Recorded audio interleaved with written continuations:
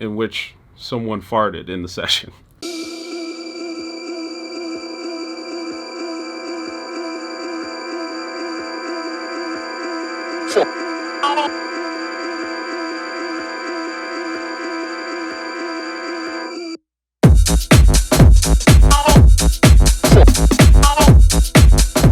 What's up, fam? It's your boy Demir here, purveyor of all sounds underground.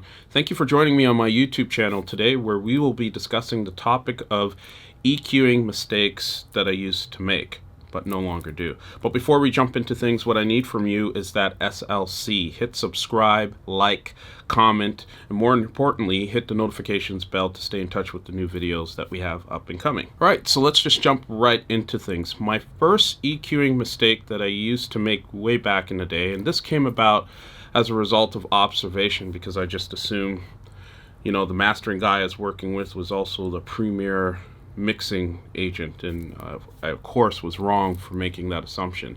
But my first mistake was EQing in solo, so meaning I would take certain instruments, EQ them completely in isolation, and then try and fit them all back into the mix once I've gained stage things for balance.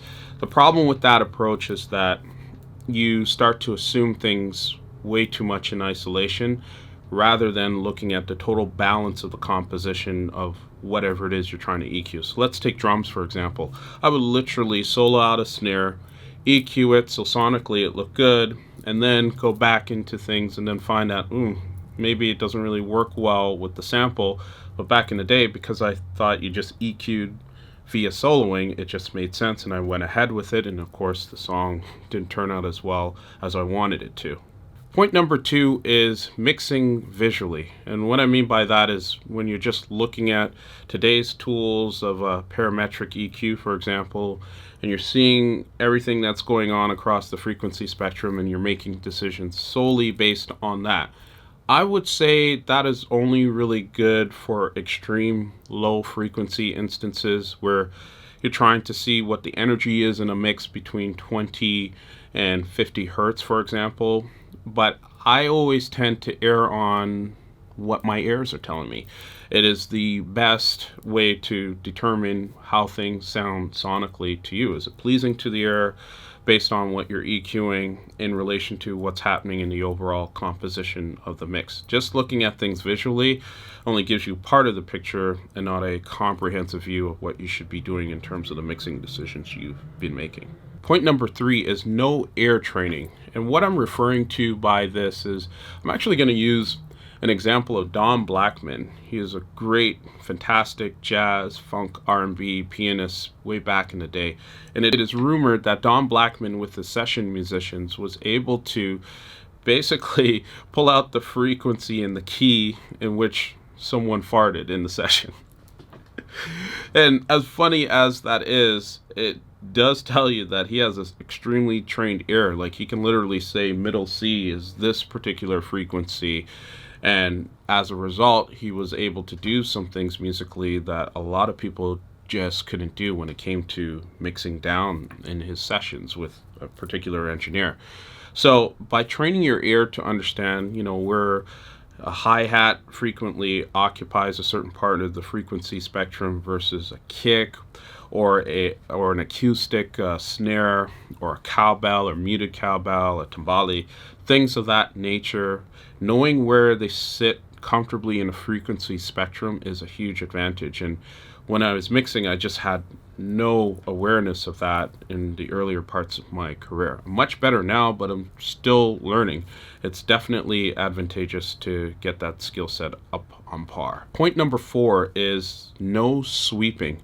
And I'm not talking about cleaning your studio or whatever. I'm talking about sweeping against the frequency spectrum to find or validate what you're hearing as a particular event or a troublesome issue, or even something you want to enhance in a particular instrument or a bus, to be able to determine if it's the best mixing decision for that moment in time or for the overall track, let's say.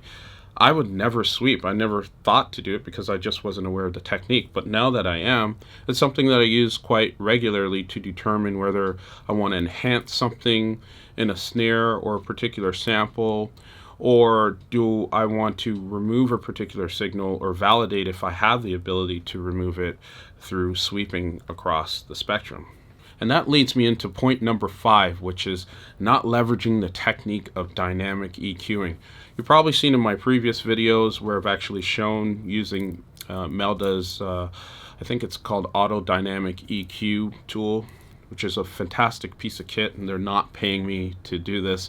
I just love it as a tool overall. I used it on my track on Robsoul From Paris to Strasbourg. So I had a really harsh Fender Rhodes tone in there that would always hit at a certain point, and I needed dynamic EQ to say, all right, every time this frequency hits, pull it down by so many decibels, and it worked out massively. So before having this knowledge, I would just do a harsh cut and just leave it there, or sometimes just abandon the particular sound altogether. So check out dynamic EQing. It's a huge advantage. And I got a bonus one, point number 6. This is not checking the mix in mono before finalizing in the pre-master. And you can easily do this by putting the EQ on the master bus channel or a particular bus, doesn't matter, and just flipping it over to mono just to see how things sound. Does it sound like you want it to sound when you go to a club? The most embarrassing example I can come up with is there was this track that I did called Children of House. It was on one of my earlier labels called Makita Sky, and unfortunately I didn't check the mix in mono. So the vocal that I thought was banging and was hitting off nicely because it was in stereo, unbeknownst to me at the time, when I went to the clubs to play it, I didn't hear the vocal because it was in stereo and it was phasing out. So I'm like, where the hell is the vocal? And I'll put the link of the song in the description so you can actually see what I'm talking about and validate exactly what I'm saying here. It's just simply because I didn't have the vocal in mono. So had I checked the overall mix in mono, I would have found that I couldn't hear the vocal because it was phasing out because it was in stereo. So anyway, that is a quick tip. It's something I don't do too much now because I predominantly mix in mono anyway, but it's a nice tip to check when you do have other stereo elements in your mix, just to make sure that the pertinent elements are coming through on mono, depending on the audience you're going for, of course. I make music for the clubs.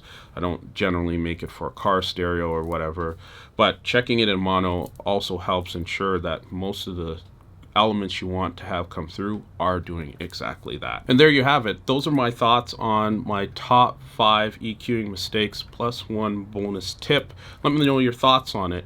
I usually engage in a conversation within 24 to 48 hours of posting these videos, and more importantly, hit the notifications bell and subscribe to stay in touch with the new videos that we have up and coming. The conversation doesn't have to stop here. We have a great community on Discord, and for those of you who want some more exclusive content, behind the scenes stuff, or want to join my weekly production streams and looking forward to exclusive music and our monthly free track, please subscribe to my Patreon channel, which is patreon.com/DemirOfficial, and you can take in the content that's there as well. Much love and respect to you. Peace.